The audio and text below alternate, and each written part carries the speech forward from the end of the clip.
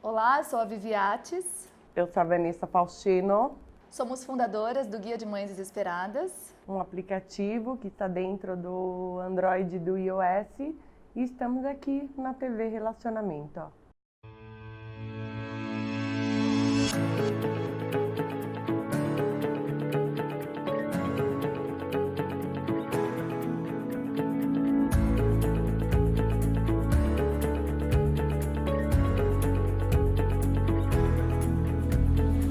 Olá pessoal, vamos começar mais um Virando o Jogo com Luciana Kazaki e a nossa entrevistada de hoje, Lara Di.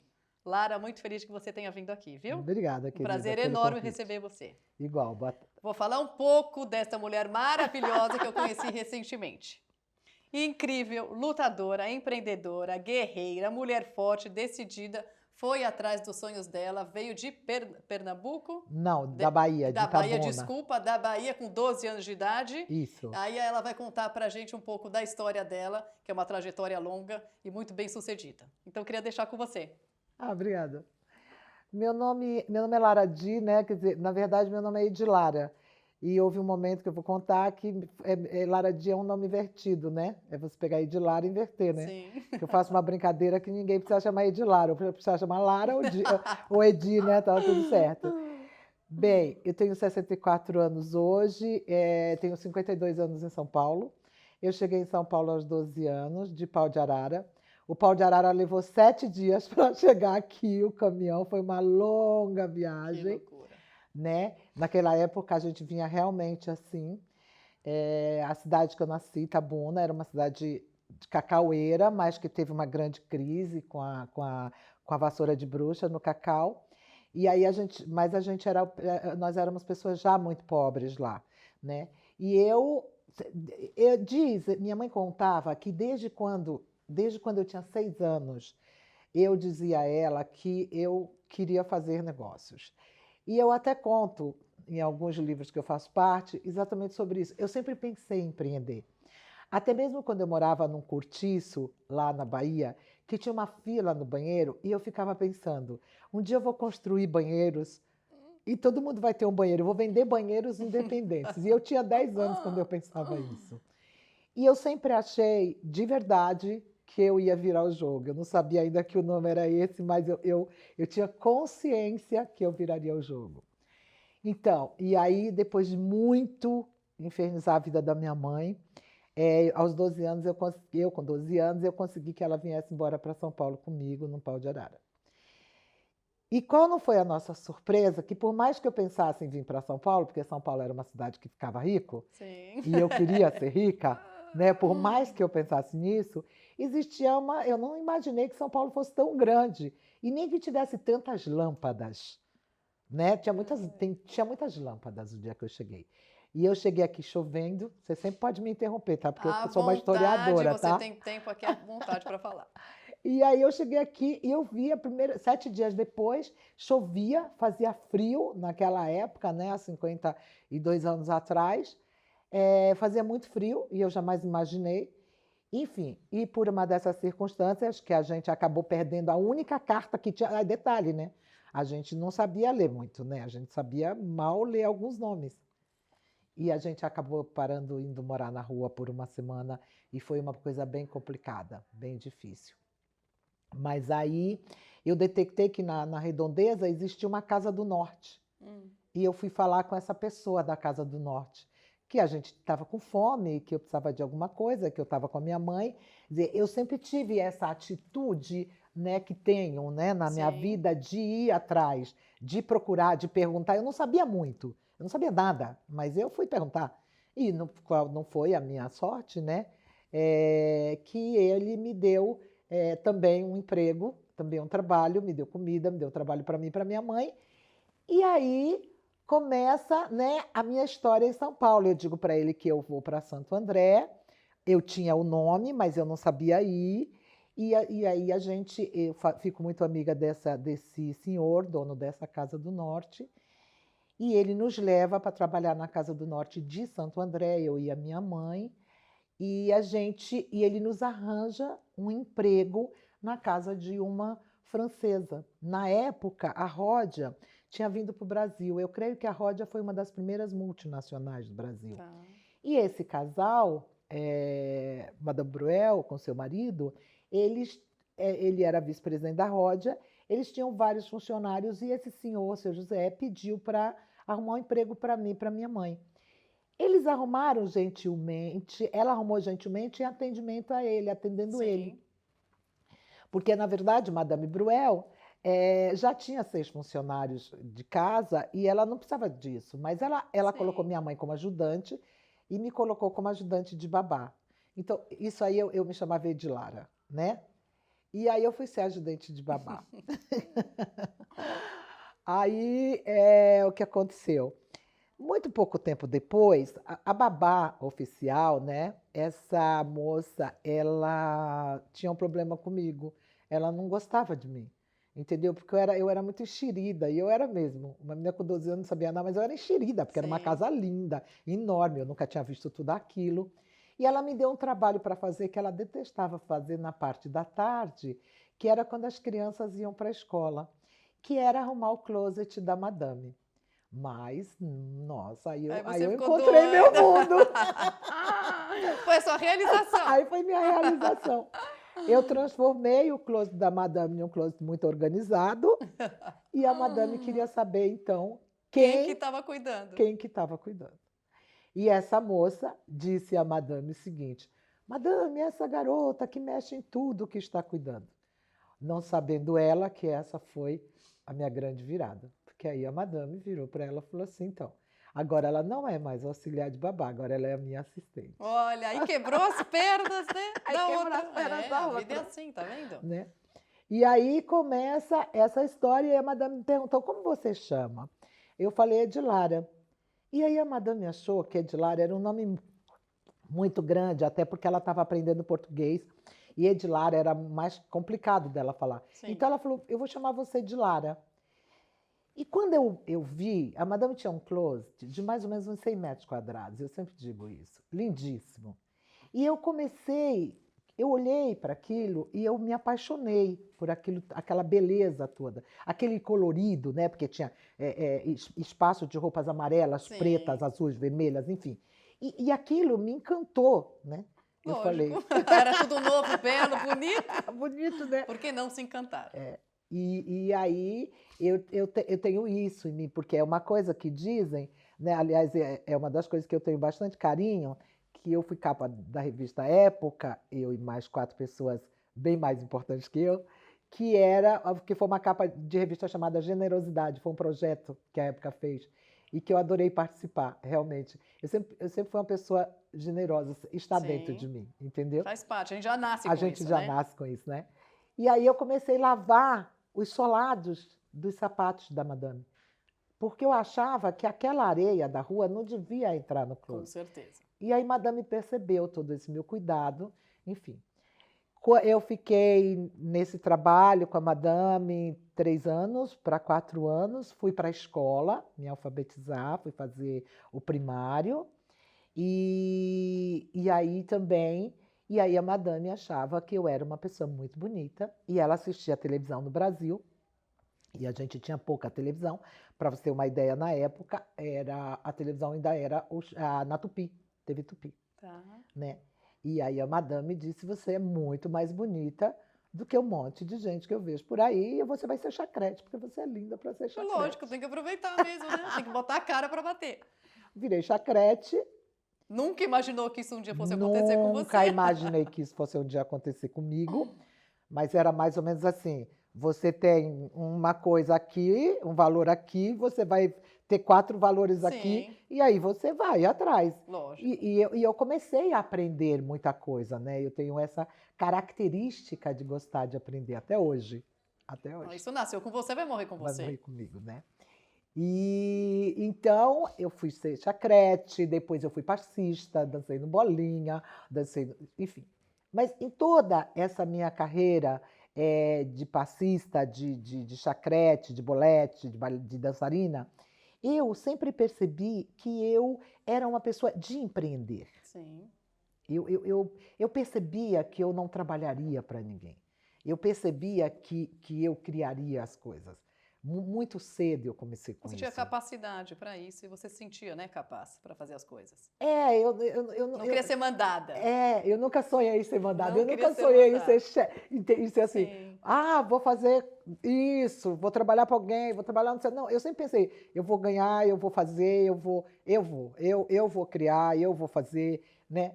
Hoje o que a gente chama de empreendedorismo, né? Sim. E que assim, eu acho que é uma coisa que está dentro da gente. A gente nasce de verdade, a gente nasce empreendedor, não há como. É verdade. Hoje, aos 64 anos, eu não consigo imaginar. Eu tive, pela primeira vez na minha vida, houve uma época que eu tive um chefe, 4 anos, e fiz uma grande carreira em uma determinada empresa, e no auge, assim, eu falei, estou fora, passe bem.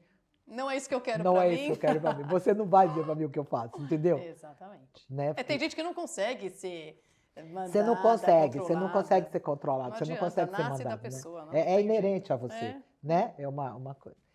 E como eu tenho uma amiga, ela fala que eu fui a primeira Uber do Brasil. E aí eu falava, né? E eu começo, então, não só dançar em programa de televisão, dançar em show de passista, mas também a criar coisas, né? E aí eu compro meu primeiro carro, né? Com um carnê enorme, desse tamanho, em trocentas parcelas. Para pagar. Aí tinha que Para resolver como pagar. pagar ele. Mas antes de já comprar, tinha eu já pensado. tinha pensado. E eu virei uma Uber, né? Das outras meninas que dançavam. Eu ia buscá-las em casa, levá-las de volta. Mas aí eu também comecei a tomar conta do dinheiro delas, a administrar, porque aí eu ia ao banco, eu fazia as coisas. Eu sou muito metódica por natureza. Sim. Eu sempre fui muito Certinho, certinha, correto. muito metódica, né? Eu não bebia, eu não fumava, entendeu? Né? Então, tá. E aí Começou a fazer Uber com as amigas, então você comecei a pagava as fazer parcelas Uber do carro com meu dando Uber, carona, buscando e levando buscando elas. e levando elas, e aí administrando O o dinheiro dinheiro de todas. delas. E aí esses empresários começaram a pedir para eu trazer o cheque para eles, e aí eu comecei a pedir para ganhar alguma coisa. Sim. E assim, e eu sempre fui E uma assim. coisa leva a outra, Uma né? coisa leva a outra, né, Lu? E o Uma universo E o conspira a seu universo favor. A vida é isso. E ali, eu percebia, de fato eu percebia, e eu nunca neguei isso, que as pessoas falam, nossa, como você samba, Lara, nossa, você... Não, gente, só engano, entendeu? Porque eu realmente não tinha talento, eu não tinha talento para aquilo, eu não nasci para ser artista. Eu sempre disse. Teve uma vez que eu fui gravar um programa muito famoso, e o programa demorou muito para eu gravar. E eu falei, gente, coitada dessa moça que está gravando aí, porque assim, quantas horas ela está aqui para fazer esse programa? Sim. Assim, eu não queria ser ela, Sim. com todo o sucesso dela, né? Eu não tenho paciência, né? Cada um no seu, né? Cada no seu um quadrado, no seu não tem quadrado, jeito. né? E aí, daí eu crio, né? Daí eu entrei num processo, Luciana, que eu via, quando eu saía dos shows de madrugada, tal, eu via as mulheres saindo da noite, ou porque fossem trabalhar, ou porque fossem passear, enfim, com seus vestidos de brilho, e meio que estava amanhecendo, e aquilo não era legal, entendeu? Eu não achava legal, eu achava que não tinha que ter cara de noite, que já era dia, Sim. né? Aí E você aí, criou mais a uma vez, eu criei a Delara. Delara. Ê, mulher empreendedora essa, meu Deus Aí do eu céu. crio uma grife, né, de roupas que eu fazia double. Né? Eu fazia ela de um lado com brilho e de outro lado sem brilho. À noite sai com brilho, de dia O povo virava do avesso. virava do avesso. Foi um grande sucesso. Imagino. Foi um grande sucesso. A gente teve 4 lojas no Brasil inteiro. A gente vendia 10 mil peças de roupa. Eu tenho Nossa, uma que grande loucura. amiga que hoje mora na França, muito comercial, minha grande amiga Diva Pavese, que ela foi a comercial. Outra minha amiga também fantástica, que é a Silvia Paulista, que foi a comercial. Eu sei dizer para você que todas as lojas de São Paulo, Rio de Janeiro, Bahia e Goiânia tinham a roupa da Delara. Olha, que bárbaro. Foi um sucesso Gente, também. que sucesso. Bem, e aí... Você é uma mulher de luz, né? Eu acho que eu conheci você é uma pessoa maravilhosa, que transmite paz, luz, ativa. Não tinha por que dar errado.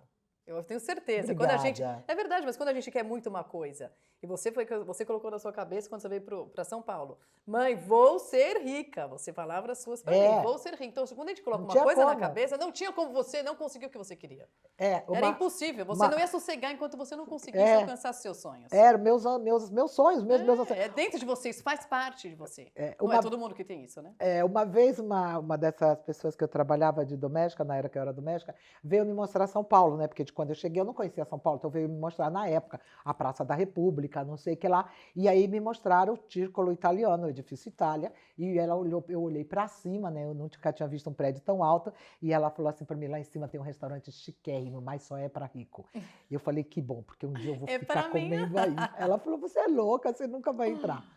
Tornou-se um desafio na minha vida, eu fiz Lógico. algumas coisas lá, alguns eventos, e enfim. Né? E aí, aí é aquela... Conseguiu jantar, Eu acho que a almoçar. resiliência Sim. é uma das características também da minha personalidade, né? Eu sou resiliente, Sim. eu tenho foco e a resiliência, né? Sou um ser humano resiliente Sim. Aí você conseguiu o que você quis. às dificuldades. É. Bem, aí, né, com esse papo, a gente, né, vive num país lindo e tal, mas cheio de crises, não sei o que lá, e a gente já está atravessando algumas, né? E aí a gente atravessa uma crise no Rio de Janeiro, nessa época eu morava no Rio de Janeiro, eu já tinha me casado, já tinha filhos, aí eu morava no Rio de Janeiro, e que é uma coisa que eu quero dizer, né, eu tive meus filhos como mãe solteira, e eu sempre pensei o seguinte, né, quando eu começo a compreender, quando eu começo a aprender com a madame, eu começo a aprender o seguinte, só tem uma forma de eu sair desta situação, é culturalmente, é se eu aprender. E aí eu fui tentando estudar. Lá na frente vocês vão entender por quê. Eu fui tentando estudar, mas vários fatos aconteciam. Né? Eu era muito pobre, eu precisava do dinheiro para sobreviver, eu compro um terreno, eu faço um barraco, literalmente um barraco, e aí eu não tenho mais o dinheiro, aí eu não posso ir para a escola, porque eu durmo num emprego, e assim sucessivamente.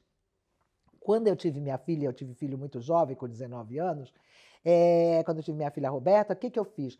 Ali foi um divisor de águas na minha vida. Se eu já pensava, antes eu pensava que eu seria rica, que eu teria dinheiro porque eu queria ser rica, aquela hora que eu pego aquela criança no colo, ali para mim foi um divisor de águas, porque eu disse, a partir daqui, deste momento, você não vai passar o que eu passei. Eu juro. E quando eu juro, Acabou. eu sou meio a Scarlett O'Hara no filme E o Vento Levou, entendeu? Eu sou meio a Scarlett O'Hara no filme E o Vento Levou. Aí, a partir daqui, você não vai Responsabilidade viver. sua total e absoluta com o minha. neném no colo. É minha. Tem que fazer de tudo E a partir daqui não tem brincadeira mais. Nem se eu, né, se eu cometi um erro, se não importa porque, a partir daqui essa coisa vai ser muito séria. E ali foi uma grande virada de jogo, Sim. né? Mais uma virada de jogo. Quando eu me caso, vou para o Rio de Janeiro, tal, e aí eu tenho 2 filhos. E no Rio de Janeiro eu fiz a Delara, e aí vem a crise das confecções cariocas, e eu faço um outro negócio. Aí eu viro. Aí eu falei assim, se eu, na minha nova vida, né, que me casei bem e tal. Então eu aprendi, eu sempre observei muito, eu aprendi o que eram bons imóveis, o que era uma pedra, o que era um piso, o que era uma madeira, o que era uma boa porta, né, porque aí também eu tinha um belíssimo apartamento, né? Tive uma escola, né? E fui aprendendo, né? E com meu marido, né? Então, o que aconteceu? Na medida em que o meu marido teve uma crise, mas eu não pensei 2 vezes. Eu entrei numa imobiliária elegantérrima que existia. Já começou a trabalhar. Falei, vou ser corretora de imóveis. Tá, a senhora sabe ser? Falei, não, eu não sei, mas aprendo já. Basta querer. Essa pessoa é viva até hoje, mora em Fortaleza e é um grande amigo. Eu olhei para ele, ele era o gerente. Ele falou assim, mas você vai aprender em 2 dias, eu acho. E realmente, uma semana depois, eu tinha vendido um apartamento, que é um dos grandes orgulhos que eu tenho de ser corretora de imóveis. Durante anos eu fui corretora de imóveis, eu sou corretora de imóveis e eu serei corretora de imóveis a vida inteira. Isto é uma coisa dentro de mim, uma paixão minha, porque eu tenho muita crença em imóveis. Fiquei muitos anos em imóveis no Brasil. Quando foi em 95, 98 por aí, eu conheço uma pessoa que me fala sobre apartamentos nos Estados Unidos. Lá vou eu vender apartamento na Flórida. Virei de novo. Saio de vender apartamento no Brasil. No Brasil foi para fora. Fui para vender apartamento nos Estados Unidos, que eu vendo até hoje. Tá. Isso é uma coisa que está em mim. Sim. Né? Eu tenho uma clientela e tal, e tal, e tal. Tá. E vender apartamento, você pode fazer outras coisas à parte, junto Exatamente. com isso que não Que atrapalha em aí, nada. isso, né? Que tem essa parte. Quando eu voltei para São Paulo, né? E aí quando meus filhos se formaram, né? Porque existe, né? Eu sempre digo que a Lara Di tem duas características distintas de trabalho. Eu tenho o meu trabalho, né? De vender imóveis na Flórida, não sei o que, não sei o quê. E eu tenho o meu trabalho social, que eu já faço há 20 anos, né? Ah, você tem uma ONG, não é isso? É, Então a gente conta pra tem um gente da ONG. instituto, né? É. Tá. Na verdade, aos 40 anos, 42 anos, eu começo a trabalhar, eu começo a perceber que eu sempre tive muito foco nas mulheres.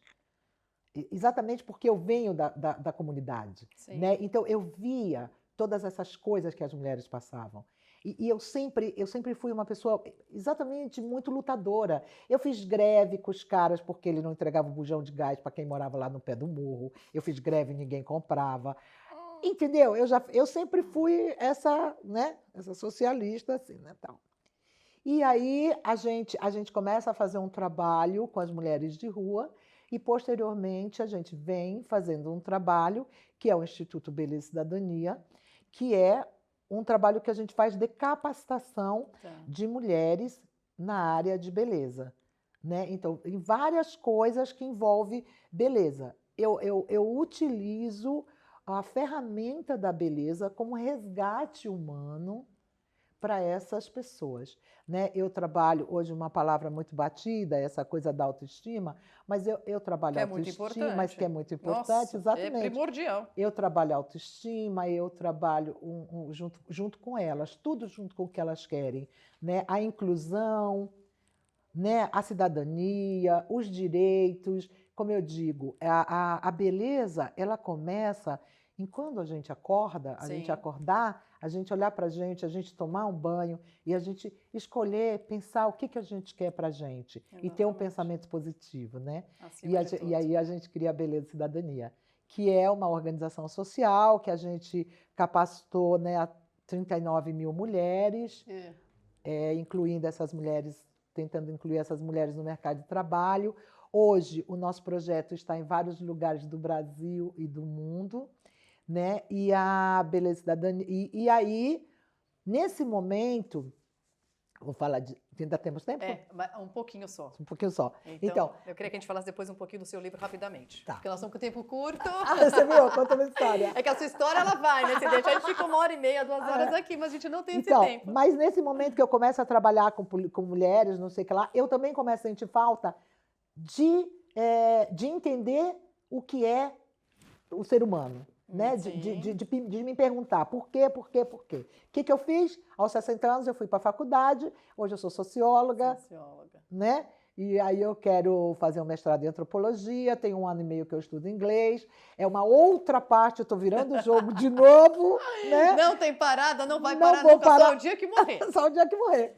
E aí me convidaram... Para esse livro, vamos ver aqui, fala um pouquinho rapidamente do Mulheres Negras. A Bianca Santana, escritora, me convidou para fazer parte de Inovação Ancestral de Mulheres Negras, que são 36 histórias de mulheres que viraram o jogo sempre. Olha que bacana. Está sempre virando o jogo. Né? E é isso. E eu quero deixar uma mensagem, com muita carinho, uma mensagem de que todos os dias, né? Todos os dias de manhã, né? A gente não vive só bem, né? Sim. A gente tem um monte, uma série, todo mundo tem problemas. Todos os dias de manhã que eu levanto, eu vou tomar banho. É uma das primeiras coisas que eu faço, eu vou tomar banho. E eu digo, hoje ainda vai ser melhor que ontem, e eu vou fazer isso. É o dia a dia, né? A gente tem que buscar isso, É o dia a dia, todo dia, né? Porque tem dias que a gente não acorda bem, tem dias que você acorda bem. Claro, todo mundo. E tem aquele dia também que você não acorda bem, que você quer ficar o dia inteiro na cama. E você deve ficar o dia inteiro na cama, se isso lhe for possível. Se dá esse direito também.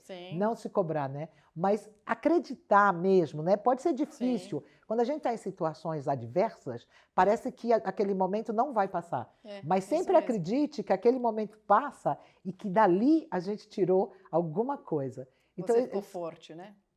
você ficou forte, né? A gente tira a força de onde a gente não tem. Não tem E a gente tem que ir vai. atrás. E você né? vai, você consegue. E Aqui eu a maior vou de prova novo. viva para Eu vocês. vou de novo, eu irei sempre. Olha, que eu preciso falar, preciso me espelhar nela. Inclusive, Que quem isso? indicou ela para mim foi o Ted, uma pessoa maravilhosa, como ela mesma diz, é a alma gêmea dela.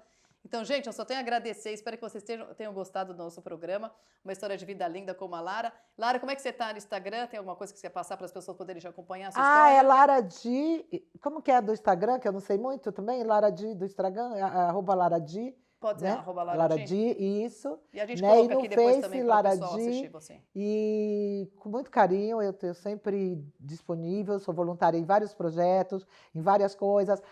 Trabalho dando palestras, e dando palestras gratuitamente também, entendeu? E trabalhando aí para Queria te ajudar as agradecer pessoas. imensamente, você é uma pessoa maravilhosa, amei você te conhecer. Obrigada. Vou espelhar em você com certeza. Obrigado. Eu tenho muito a agradecer, viu? Eu também. Gente, obrigada. Espero que vocês tenham gostado, viu? Tchau, tchau.